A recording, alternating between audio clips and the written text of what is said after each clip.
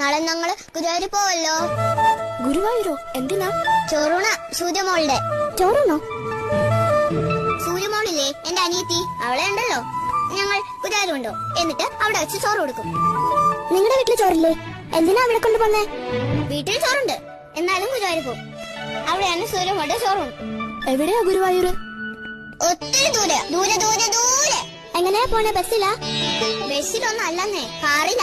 എന്റെ അച്ഛൻ കാറുണ്ടല്ലോ. ഈ ചോറുണ്ടെന്ന് വെച്ചാ എന്താ ജാനിക്കുട്ടി? അതോ, ചോറുണ്ടെന്ന് വെച്ചാൽ ചോറും സാമ്പാറും തൈരും പപ്പടവും എല്ലാം കൂടെ കുഴച്ചുരുട്ടി സൂര്യമോൾക്ക് തിന്നാൻ കൊടുക്കും. അതാ. അതിനാണോ ഗുരുവായൂർ പോന്നേ? ഇവിടെ കിട്ടില്ലേ ചോറും പരിപ്പും പപ്പടവും? ആ, എനിക്കല്ല, സൂര്യമോൾക്കാ. അവിടുത്തെ ചോറാ അവൾക്ക് ഇഷ്ടം. ആണോ? എന്നും അവിടെ കൊണ്ടുപോവോ ചോറുണ്ണാൻ? എന്നും